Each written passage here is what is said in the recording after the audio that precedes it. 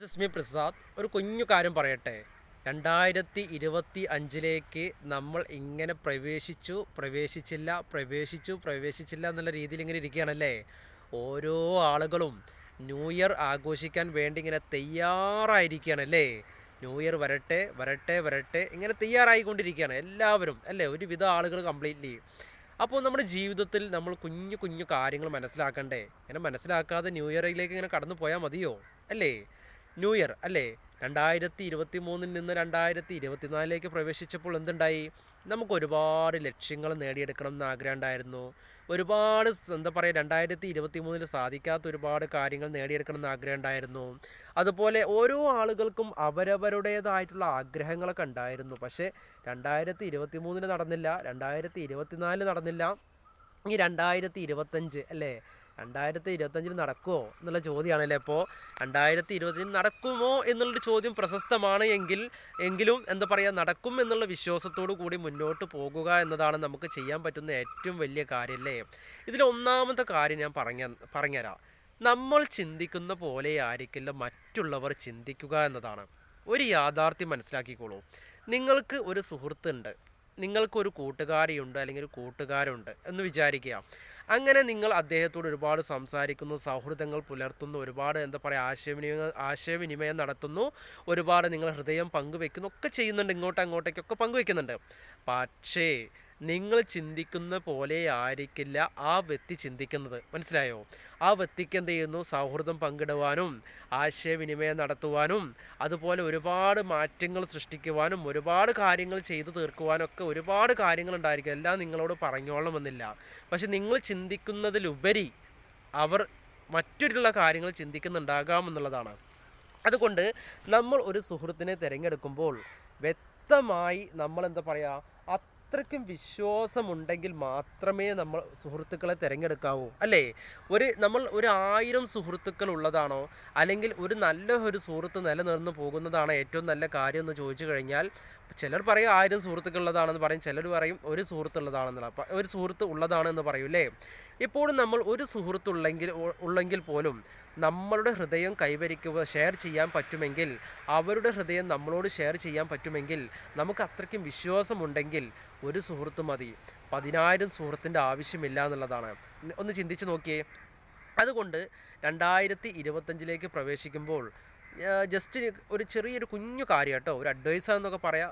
വേണ്ടവർക്ക് ആക്സെപ്റ്റ് ചെയ്യാം, അല്ലാത്തവർക്ക് റിജക്റ്റ് ചെയ്യാം. അതായത് 2025 പ്രവേശിക്കുമ്പോൾ എന്താ പറയുക, ആൽക്കഹോളൊക്കെ കഴിച്ച് ന്യൂ ഇയർ ആഘോഷിക്കാൻ നിൽക്കുന്ന ഒരുപാട് പേരുണ്ട് അല്ലേ. എന്താണ്, 2025 പ്രവേശിക്കുമ്പോൾ ആൽക്കഹോളൊക്കെ കഴിച്ച് ന്യൂ ഇയർ ആഘോഷിക്കാൻ ആഗ്രഹിക്കുന്ന ഒരുപാട് പേരിങ്ങനെ റെഡിയായി നിൽക്കുകയാണല്ലേ. അവർ സ്വാഭാവികമായി ആൽക്കഹോൾ ഉപയോഗിച്ചു കൊണ്ടിരിക്കുന്നുണ്ടാകും, അല്ലെങ്കിൽ അവരെന്ത് ചെയ്യുന്നു, ഉപയോഗിക്കാൻ തയ്യാറായിക്കൊണ്ടിരിക്കുന്നവരായിരിക്കും. അപ്പോൾ 2025 പ്രവേശിക്കുന്ന ആളുകൾ എന്താണെന്നറിയോ, അതായത് മദ്യം അല്ലേ, ഇതുപോലുള്ള ആൽക്കഹോൾ അടങ്ങിയ എന്താ പറയുക പാനീയങ്ങൾ, അതുപോലെ മറ്റുള്ള എന്താ പറയുക ഷോപ്പിൽ ഒരുപാട് കാര്യങ്ങൾ എന്ത് ചെയ്യുന്നു, അവൈലബിൾ ആണ് അല്ലേ. ഇന്ന് നമ്മുടെ സമൂഹത്തിൽ പല മയക്കുമരുന്നുകൾ അവൈലബിൾ ആണ്.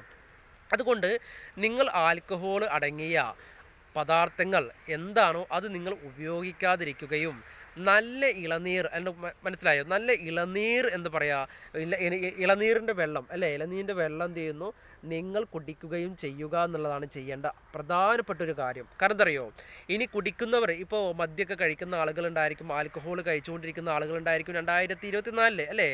ഈ കഴിച്ചുകൊണ്ടിരിക്കുന്ന ആൾക്കാർ എന്ത് ചെയ്യുന്നു, ഇനി മുതൽ ഞാൻ എന്ത് ചെയ്യുന്നു, ആൽക്കഹോൾ നിർത്തുന്നു, ഞാൻ മദ്യം കഴിക്കില്ല, ആൽക്കഹോൾ തൊടില്ല, ഞാൻ എന്ത് ചെയ്യുന്നു, ഇളനീർ വെള്ളമാണ്, ഈ ഇളനീർ വെള്ളത്തിൽ കുടിച്ചു ഞാൻ എൻ്റെ എല്ലാ ആൽക്കഹോൾ കുടിക്കുന്ന ശീലങ്ങളൊക്കെ ഞാൻ മാറ്റിമറിച്ചിരിക്കുന്നു എന്ന് നിങ്ങൾ സ്വയം തീരുമാനമെടുക്കുക എന്നുള്ളതാണ് ഒന്നാമത്തെ തീരുമാനം. ഒന്നാമത് നിങ്ങൾ ചെയ്യേണ്ടത് അത് നിങ്ങൾക്ക് എന്താ പറയുക, അങ്ങനെ ചെയ്ത് കഴിഞ്ഞാൽ നിങ്ങളുടെ ജീവിതത്തിൽ നിങ്ങൾക്ക് തന്നെയാണ് മാറ്റം വരിക. ഇപ്പോൾ ഫോർ എക്സാമ്പിൾ, ആളൊഴിഞ്ഞ പ്രദേശത്ത് പോയി നിങ്ങൾ ആരും കാണാതെ ഒരുപാട് മദ്യം കഴിച്ചു എന്ന് വിചാരിക്കുക. ആർക്കാ കുഴപ്പം? നിങ്ങളുടെ കുടുംബത്തിനും പോയി, നിങ്ങൾക്കും പോയി. ആളൊഴിഞ്ഞ പ്രദേശത്ത് പോയിട്ട് എന്ത് ചെയ്യുന്നു, നിങ്ങൾ മറ്റുള്ളവരെ പറ്റിച്ച് ഒരുപാട് ആൽക്കഹോൾ കഴിച്ചു കഴിഞ്ഞാൽ നിങ്ങൾക്ക് അസുഖം വരും, നിങ്ങളുടെ കുടുംബത്തിൽ നിങ്ങളെ പോറ്റി വളർത്തിയ നിങ്ങളുടെ രക്ഷിതാക്കൾക്കും നഷ്ടപ്പെടും എന്നുള്ളതാണല്ലേ. നിങ്ങൾ എത്രത്തോളം കഷ്ടപ്പെട്ടിട്ടായിരിക്കും നിങ്ങളുടെ രക്ഷിതാക്കൾ നിങ്ങളെ വളർത്തിയിട്ടുണ്ടായിരിക്കുക. അപ്പോൾ ഇങ്ങനെയുള്ള ശീലങ്ങൾ ഒഴിവാക്കുക.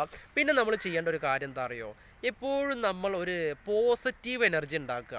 ആരെയും കുറ്റപ്പെടുത്താതെ, ഒറ്റപ്പെടുത്താതെ, ആരെയും നിരുത്സാഹപ്പെടുത്താതെ, അല്ലെങ്കിൽ ആരെയും കരിവാരി തേക്കാതെ എപ്പോഴും നമ്മൾ എന്താ പറയുക, സോഷ്യൽ മീഡിയയിൽ നിന്ന് നെഗറ്റീവ് അല്ലേ, ഇപ്പോൾ സോഷ്യൽ മീഡിയ തുറന്നു കഴിഞ്ഞാൽ ഒരുപാട് നെഗറ്റീവായിട്ടുള്ള കാര്യങ്ങളുണ്ട്.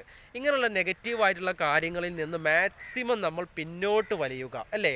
ഇപ്പോൾ സോഷ്യൽ മീഡിയ എടുത്തു കഴിഞ്ഞാൽ എന്ത് ചെയ്യുന്നു, ഒരുപാട് മോശം വീഡിയോസ് നമുക്ക് കാണാം അല്ലേ.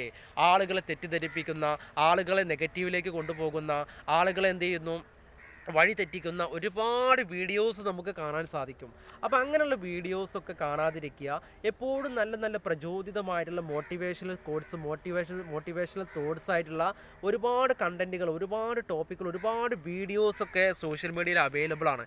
പിന്നെ പുതിയ ഭാഷ, ഇംഗ്ലീഷ് അറിയാത്തവരാണെങ്കിൽ അത്യാവശ്യത്തിന് ഇംഗ്ലീഷ് പഠിക്കാൻ ശ്രമിക്കുക. കാരണം എന്താ അറിയോ, ഇനി ഇവിടുന്ന് അങ്ങോട്ടേക്കുള്ള ജീവിതത്തിൽ നമുക്ക് ഇംഗ്ലീഷും നമ്മുടെ ജീവിതവും ആരോഗ്യമുള്ള ജീവിതവും അതുപോലെയുള്ള ആരോഗ്യമുള്ള മനസ്സും അല്ലേ, ആരോഗ്യമുള്ള മനസ്സും ആരോഗ്യമുള്ള ശരീരവും അതുപോലെ നല്ല ഇംഗ്ലീഷും അത്യാവശ്യമാണ് എന്നുള്ളതാണ്. കാരണം എന്താ അറിയോ, ഇനി ഇവിടുന്ന് അങ്ങോട്ടേക്കുള്ള ഓരോ വർഷങ്ങളും ഓരോ ദിവസങ്ങളും നമ്മുടെ കമ്മ്യൂണിക്കേഷൻ എപ്പോഴും അതായത് അത്യാവശ്യം ടാലൻ്റ് ആയിട്ടുള്ള ആളുകളോടായിരിക്കും, മലയാളികളോട് മാത്രമായിരിക്കില്ല. മറ്റു നമ്മളെപ്പോഴും മലയാളികളെ കണ്ട് മാത്രമല്ലേ നമ്മൾ ജീവിച്ചുകൊണ്ടിരിക്കുന്നത്. ഇനി ഇവിടുന്ന് അങ്ങോട്ടേക്ക് ഇംഗ്ലീഷുകാരല്ലേ, അതായത് യൂറോപ്യൻ കൺട്രീസിൽ ജീവിക്കുന്ന, അല്ലെങ്കിൽ എന്ത് ചെയ്യുന്നു GCC കൺട്രിയിൽ ജീവിക്കുന്ന, അല്ലെങ്കിൽ മറ്റുള്ള പ്രദേശങ്ങളിൽ ജീവിക്കുന്ന ഒരുപാട് ആളുകളെ ആയിരിക്കും അല്ലേ നമ്മൾ കണ്ടുകൊണ്ടിരിക്കുക. അതിന് നമുക്ക് ഇംഗ്ലീഷ് മസ്റ്റാണ്. ഇപ്പോൾ GCC കൺട്രി പോയി കഴിഞ്ഞാൽ അറബി മസ്റ്റാണ്. പക്ഷേ എന്നിരുന്നാലും നമുക്ക് ഇംഗ്ലീഷ് അറിയാമെങ്കിൽ പോലും നമുക്ക് അത്യാവശ്യത്തിന് നല്ല ജോബും നമ്മുടെ കരിയറും നമുക്ക് മെച്ചപ്പെടുത്താൻ സാധിക്കുമെന്ന് തന്നെയാണ്. അതുകൊണ്ട് ഇങ്ങനെയുള്ള കാര്യങ്ങളൊക്കെ ശ്രദ്ധിക്കുക. പിന്നെ ന്യൂ ഇയർ വരാൻ പോകുന്ന സമയത്ത് എന്ത് ചെയ്യുന്നു, ആൽക്കഹോളൊക്കെ കഴിച്ച് ആഘോഷിക്കാൻ നിൽക്കണ്ട. കാരണം എന്താ പറയുക, ഈ ജീവിതം വളരെ കുറഞ്ഞ ജീവിതമുള്ളൂ. നിങ്ങൾക്ക് ആസ്വാദകരമായിട്ട് ജീവിതം വളരെയധികം ഭംഗിയായി പോകുന്ന സമയത്തായിരിക്കും നിങ്ങളെ തേടി വലിയ അസുഖങ്ങൾ, മാരകമായിട്ടുള്ള അസുഖങ്ങൾ നിങ്ങളെ തേടി വരിക. ആ സമയത്ത് നിങ്ങൾക്ക് ആസ്വദിക്കാൻ കഴിയില്ല. ദുഃഖിച്ച് നമ്മൾ എന്ത് ചെയ്യുന്നു, പിന്മാറേണ്ടി വരും എന്നുള്ളതാണ്. ദുഃഖത്തോട് കൂടിയിട്ട് നമ്മൾ മുന്നോട്ട് പോകേണ്ടി വരും എന്നുള്ളതാണ്. അതുകൊണ്ട് മാക്സിമം നിങ്ങളുടെ ശരീരത്തെ, നിങ്ങളുടെ മനസ്സിനെ എന്താ പറയുക, ശുദ്ധീകരിക്കേണ്ടത് എന്ത് ചെയ്യുന്നു, നിങ്ങളുടെ മാത്രം ചുമതലയാണ് എന്ന കാര്യം നിങ്ങൾ മനസ്സിലാക്കുക. അതുകൊണ്ട് നമുക്ക് വീണ്ടും പുതിയൊരു വീഡിയോ, പുതിയ എപ്പിസോഡുമായി കാണാം. Okay, bye bye.